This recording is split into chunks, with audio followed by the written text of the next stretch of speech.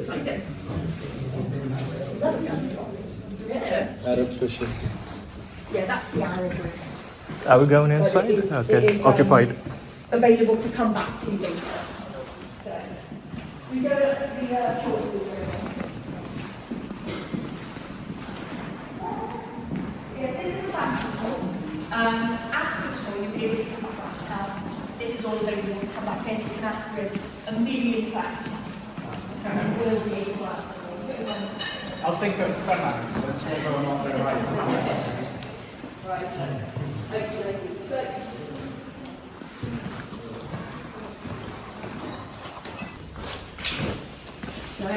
Wow. this is actually my favourite room in the house, so I'm really pleased to get to work here today. From the outside of the castle, this is the tower that looks really gothic in comparison to all the others. This is the Bute Tower.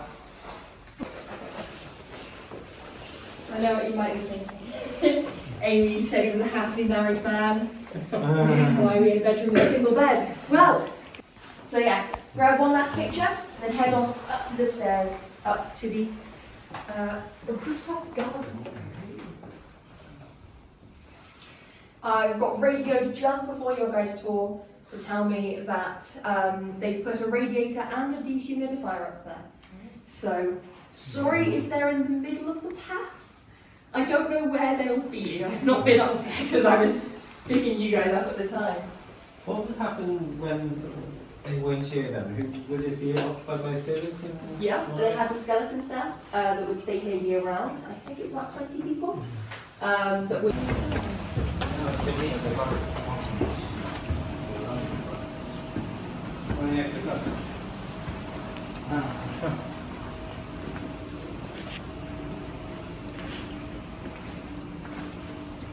They lied to me, there's not a radiator. Oh, there is. Anyway. And it's on. And it's on. Fabulous. Let's grab one last picture, then head on down the stairs. Sorry, I'll move up to it. Why are you there? Nah, these stories are really good. Yes, very good.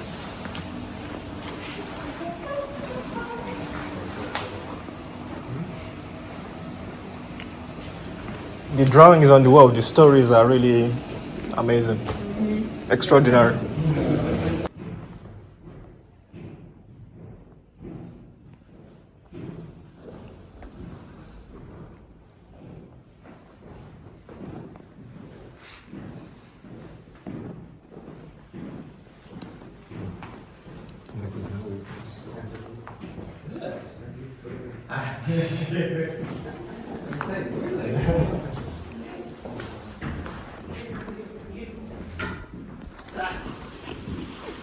This is the small dining room. It's bigger than some flats I've lived in. It is the small dining room.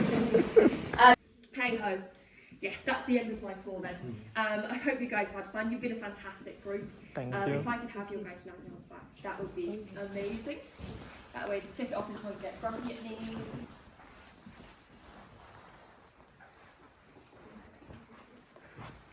Well, if you need me already, I'm on the 12 o'clock, but I've got 10 minutes, so I'll be there. No, because people couldn't get past.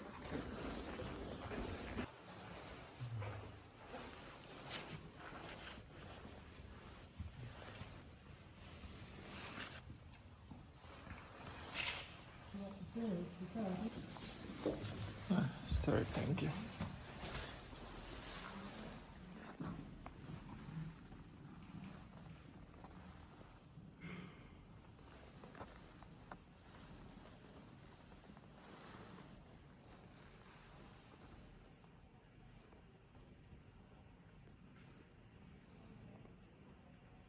What's the name of this room? Banqueting hall. Ah, banquet, yeah.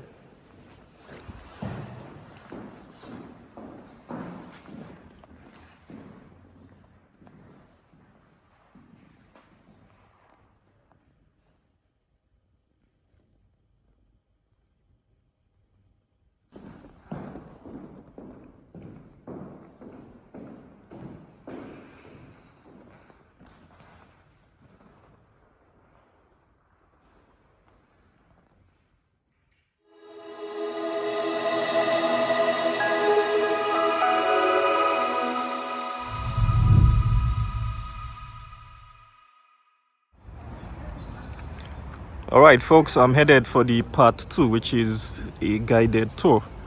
Well, I'm not too sure if they will allow me to do some video while on the tour, but I will try and see. I will try and see what will happen. But yeah, I won't really sweat it too much, to be honest.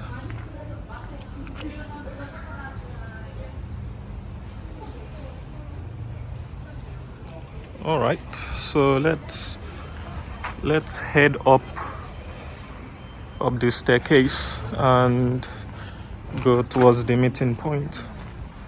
Oh, damn it.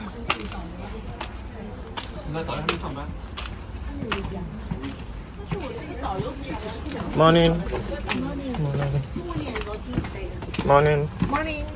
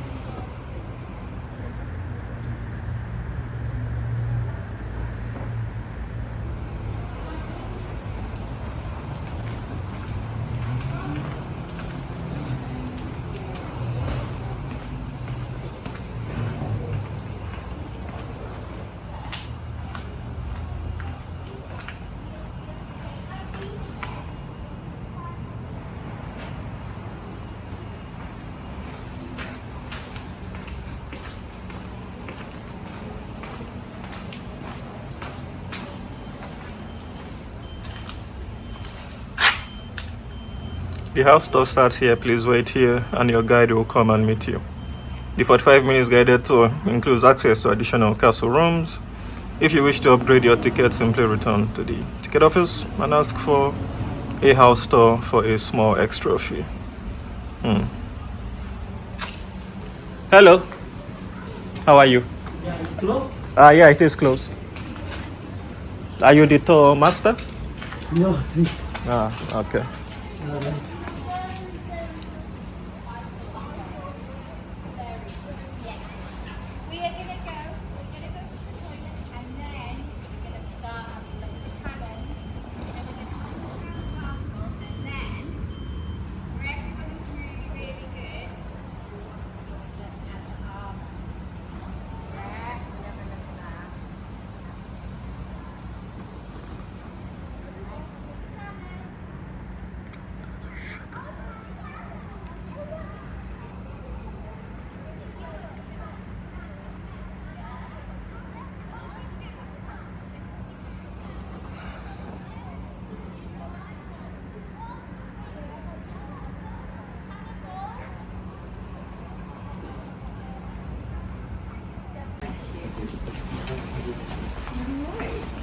Good morning. Good morning. Thank you. No worries.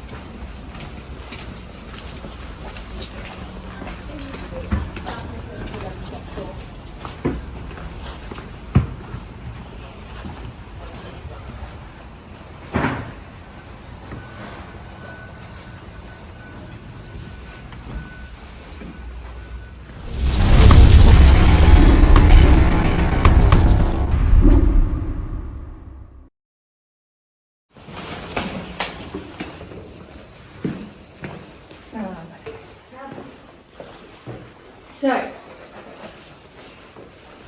I know what you might be thinking. Amy, you said he was a happily married man. Why we had a bedroom with a single bed? Well, this was John's bedroom, but he was a Victorian aristocrat. And in Victorian aristocratic society, you had two bedrooms. One was the marital bedroom, that's downstairs. We have just passed it. Unfortunately, we can't go in because it's now my boss's office. I think he's still got the bed somewhere. But the marital bedroom downstairs is where Gwendolyn would have slept. She would have been able to invite John to join her. And if she didn't, he would have come up here to sleep instead. And if she did send him up here, he probably would have been able to look up and reflect at what he's done. 189 beveled mirrors. Yes, there's 189 beveled mirrors. And on the beams below that is the name Johannes. Johannes is Greek for John. It's written once forwards, once backwards. The idea is you can read it the right way round in the mirrors. I don't know how many of them actually reflect it at the right angle, but that's the theory behind it, at least. So, he's got his own name up on his ceiling, or if we're giving him a little bit of credit, the name of John the Evangelist, who we have up on the fireplace. When he was 21, the third Marquess converted to Roman Catholicism, picked John the Evangelist to be his named saint. What year would that be, roughly? About 1870. Yeah, so it's at the time the Oxford movement and all that stuff going on. Yeah. So nowadays it's not so much a thing. Oh, now he's Roman Catholic. Okay. Back then it was like, oh, he's picked Roman Catholicism out of everything. He was Scottish Presbyterian before that, but then he became Roman Catholic and was a very, very devout man. The theme of this entire tower is religion. You'll see that in the next two rooms that we go to. But yeah, so we've got John the Evangelist up there. That's gilded bronze, that statue is. John the Evangelist wrote the book of Revelations, which is the last book in the New Testament. In it, there are 7 letters to the churches of Asia Minor. And that's what we've got in the different windows. The churches of Asia Minor. All the writing here is Greek. One of the languages that John did speak. So. Now if you look up at the top of the ceiling, you'll see different angels standing and looking down at us. Anywhere you stand in this room, there is at least one angel looking at you. I normally stand here, and I normally mess up when I say 7 letters to the churches of Asia Minor. I keep saying 7 churches to the letters of Asia Minor. Which means that angel and those 2, I simply do that quite a few times. But I've managed to do it, not do it today. So yeah. Do you know the names of the angels? The angels do not have names. They are just representatives of, representations, okay, of different angels. Ah, okay. They might have names actually, but I'm Angel Gabriel, Angel Michael, Angel Raphael. very possible that they do. But I've heard they're just generic angels. But I will ask around to find out. Angels. The other big religious symbol in here is his wardrobe. It is built to look like a Catholic confessional box, which is perhaps a little bit strange, but it's what he wanted, so it's what he got. Speaking of getting what he wanted, did you all spot the bathroom? Yes. The bath in there is enormous. Bearing in mind he's about 6 feet tall and a very broad man, the third Marquess is. But the bath in there is enormous. The bath and the sink both have running hot and cold water. And through the door, right at the end, is a flushing toilet. This is the 1870s. That's a really big deal. That's really, really expensive. It's one of several that's in the house. There's another one in the clock tower as well. In the servants' quarters, but we don't think it was for the servants. We think it was for the people who would have been up in the summer smoking. So yes, very, very, very expensive bathroom, made even more expensive by the 60 different tiles of marble, stone and mineral on the walls, each with their name inlaid in gold leaf. We don't know why that is. We can normally make a pretty good guess based on Burgess's notes as to why he makes different decisions. However, the design notes have been lost. We don't know why there are 60 different tiles up there. We like to joke that maybe he had 60 samples left lying around. after looking at marble elsewhere in the castle and just put it up on his wall. Or maybe the third richest man in the entire world wanted to spend a little bit more money on his ensuite bathroom in a bedroom he might not have spent a lot of time in his holiday home. That's the level of wealth that we're talking about. Either way, no matter the reason, it does look very fetching. So grab a picture. If you're planning to renovate your bathroom soon, I'm sure the folks at B&Q will be able to help you out. But we're going to head upstairs to the most unique room in the house. I'm going to follow you guys up there so I can shut the door behind us. Again, blocking people out. So yes, grab one last picture, then head on up the stairs, up to the rooftop garden. I got radioed just before your guys' tour to tell me that they've put a radiator and a dehumidifier up there. So, sorry if they're in the middle of the path. I don't know where they'll be. I've not been up there because I was picking you guys up at the time. What would happen when they weren't here then? Would it be occupied by servants? Yeah, they had a skeleton staff that would stay here year round. I think it was about 20 people that would have kept up the cleaning, kept up any of the maintenance, particularly looked after the ground. They had a lot of plants here, had their own vineyard here, and things like that. So they had a skeleton crew of servants, and then they would just bring any other servants they needed with them at the time. So man servants and things like that. How does this compare to the normal residents then? Do you know? Their normal residence, I think, is a bit bigger. It is very far away. It's all the way up in Scotland, and I've not had a chance to visit it yet. Me and my brother were going to Scotland for a few weeks ago, and I was like, what's the chance of that? But I don't think we're going to get a chance. But it was, I think, even more fancy. But they had 15 properties across Britain. They had another one close to Cardiff here. Castle Hawk, which is, orientate myself, where are we? Oh, Somewhere in There's, that direction.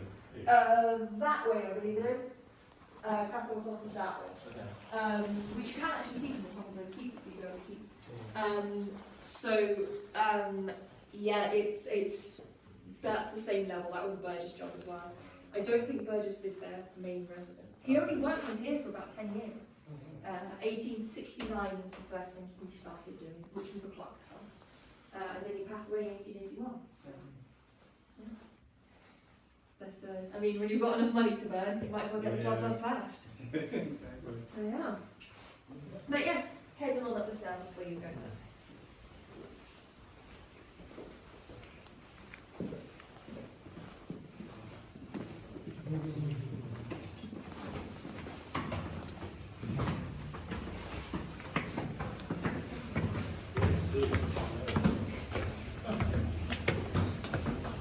It never loses its charm. That's it, yes.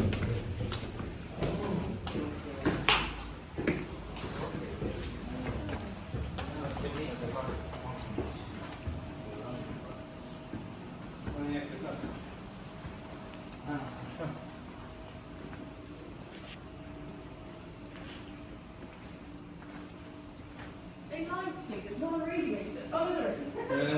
Anyway. And it's on. And it's on. Fabulous. Yes, our heating is broken right now. This will come more relevant in the last room of the house, where there should have been built-in radiators. Currently don't work. But yes. So, we are now in a Roman garden. The third Marquess went to Pompeii twice, came back and said, Burgess, I'd like a Roman garden, please. And Burgess did it.